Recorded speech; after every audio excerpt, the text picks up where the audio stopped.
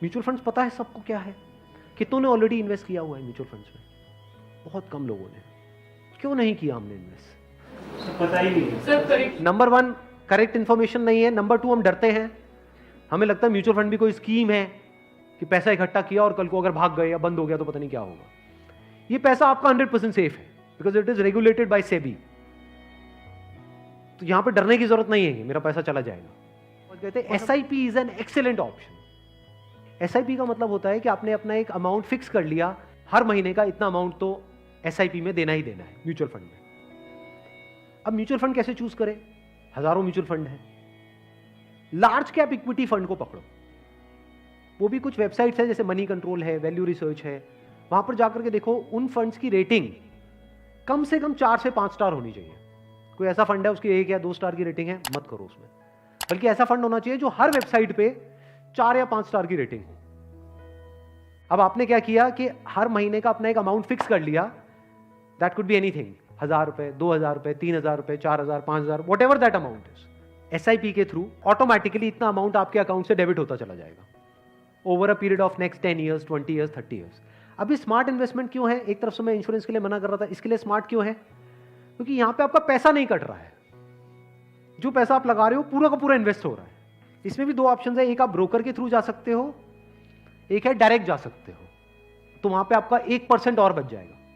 मान लो टोटल 1.5% कटना था हर साल का, तो अब कितना कटेगा? सिर्फ आधा %। अभी 1% सुनने में छोटा लगता है, but over a period of 20-30 years ये लाखों रुपए का होता है। मतलब डिसीजन लेने में कुछ मिनट्स लगते हैं इन बातों को समझने में, लेकिन आने वाले टाइम में यही फर्क होगा कि आपके अकाउंट में लाखों है, करोड़ों है, क्या है। अच्छा, म्यूचुअल फंड क्यों और स्टॉक्स क्यों नहीं? क्योंकि स्टॉक्स में आप 1 या 2 या 4 में इन्वेस्ट कर रहे हो। म्यूचुअल फंड जो है वो डिवाइड कर देते हैं। वो मान लो 50 में उन्होंने इन्वेस्ट कर दिया, तो अब अगर उसमें से एक कंपनी बंद भी हो गई तब भी प्रोपोर्शनेटली जो आपने इन्वेस्टमेंट करी है उसमें उसका परसेंटेज क्या था? मान लो 2%, तो आपको 100 रुपए 98 रह गया, बस इतना ही हुआ। अब मार्केट में सबसे बड़ा डर लोगों को यह होता है जो म्यूचुअल फंड में नहीं इन्वेस्ट करते हैं कि कल को नीचे आ गया तो क्या होगा, क्योंकि नीचे आने की कोई लिमिट नहीं है। एफडी में यह है कि नीचे नहीं आएगा, इंटरेस्ट कम हो सकता है, नीचे नहीं आएगा। तो म्यूचुअल फंड में लोग नीचे आने के नाम से डरते हैं, ऊपर जाने में कोई डर नहीं है। अगर गारंटी मिल जाए कि भैया साल का इतना % तो आना ही आना है और आता ही रहेगा जिंदगी भर, तो कोई डर ही नहीं है, फिर तो सारे लगा देंगे। बट कोई गारंटी नहीं है ना, और नीचे भी जा सकता है। तो अगर कुछ ऐसा हो जाए कि अगर म्यूचुअल फंड नीचे भी जाए तब भी आपका फायदा हो जाए, तो प्रॉब्लम सॉल्व हो गई ना। ये मेरी अपनी स्ट्रैटेजी है, ये कोई किसी बुक में नहीं है या कोई थ्योरी नहीं है, ये मेरी अपनी स्ट्रैटेजी है, वो मैं आप लोगों के साथ में शेयर कर रहा हूँ। आपको क्या करना है? मोटा मोटा स्टॉक मार्केट को ट्रैक करना है। हफ्ते में एक दिन देख लो कि अभी कितने पे चल रहा है। मान लो एक पीक है, पीक अभी मान लो 40,000 है, अभी मार्केट चल रहा है अराउंड कितना? 37 के अराउंड चल रहा है। तो मेरी स्ट्रैटेजी क्या है? जैसे ही मार्केट 20% से नीचे गिर जाए कि मार्केट की ये पीक है, मान लो 40,000 है, अब मार्केट 30,000 पे आ गया है, तो आपने क्या किया? पहले इन्वेस्ट किया हुआ था एसआईपी में, लार्ज कैप्स में। आप इमीडिएटली जैसे ही मार्केट 30 पे आई, आप स्विच कर गए मिड कैप में, not even in small cap, mid cap. अब ऐसा क्यों किया? क्योंकि जब मार्केट 20% टूटेगा, सेंसेक्स का मतलब लार्ज कैप्स जो बड़ी कंपनीज हैं, जब मार्केट 20% टूटेगा यानी बड़ी कंपनीज के जो शेयर्स हैं वो 20% से टूटेंगे, तो जो छोटी कंपनीज हैं उनके शेयर्स 50 से 60%, 70% तक टूट जाएंगे। तो जब वो 60% टूटा तो 100 की चीज आपको कितने में मिल गई? 50 में या 40 में। तो जब मार्केट नीचे भी गया तो आपका फायदा हो रहा है। ये स्ट्रैटेजी समझ आ गई?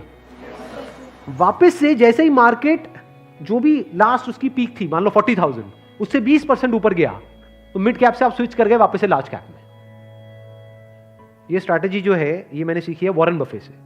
उनका जो बेसिक सा फंडा है, मतलब अगर एक लाइन के अंदर बोला जाए, वो क्या है कि जब मार्केट बहुत ज्यादा ग्रीडी हो तो डरो, और जब मार्केट डरा हुआ है तो ग्रीडी हो जाओ। बेसिक सा फंडा है। मतलब जब सब डरे हुए हैं तो थोड़े से लालची हो जाओ, और जब सब लालची हो रहे हैं, मतलब मार्केट ऊपर भाग रहा है, तो डरने लग जाओ। तो लार्ज कैप में डर कम है, मिड कैप में डर ज्यादा है। तो जैसे ही मार्केट नीचे जाएगा, मिड कैप को सब छोड़ देंगे, उस वक्त आप उसको पकड़ लोगे। तो अब चाहे मार्केट ऊपर उठे तब भी आपका फायदा है, नीचे गिरे तब भी आपका फायदा है, आप वेट कर रहे हो। मैं आज एक्चुअल में वेट कर रहा हूं। लोग हैं डरते हैं, जो म्यूचुअल फंड में इन्वेस्ट करते हैं, स्टॉक्स में इन्वेस्ट करते हैं, लोग डरते हैं कि मार्केट नीचे ना आ जाए, मार्केट ऊपर। मैं वेट कर रहा हूं, जाए तो सही नीचे, समझ गए? क्योंकि लार्ज कैप टूटेगा 20%, तो मिड कैप टूट जाएगा 60%। तो मेरा 100 रुपए लगा हुआ था तो 80 रह जाएगा, उस 80 को उठा करके मैं मिड कैप में डाल दूंगा, फिर आराम से बैठ जाऊंगा कुछ सालों के लिए। जैसे ही मार्केट ऊपर जाएगा, मतलब लोग लालच से तड़प रहे हैं, तब जैसे ही 20% ऊपर गया, मान लो 48,000 पे गया, मिड कैप से हट करके मैं आ जाऊंगा लार्ज कैप में, वापस से सेफ हो गया। अब जो नया पीक बन गया वो क्या बन गया? 48,000। आज की रेट में क्या है? 40,000। अब 48,000 पे 2020 चलेगा। आ गया गेम समझ में? तो यहां से आप पीसफुल हो, नहीं तो लोग डरे ही रहते हैं, म्यूचुअल फंड के नाम से डरते हैं। क्यों डरते हैं? अरे कम हो रहा है, कम हो रहा है, कम हो रहा है। कम हो रहा है तो बढ़िया है, तब भी आपका फायदा है, और बढ़ रहा है तो फायदा है ही है।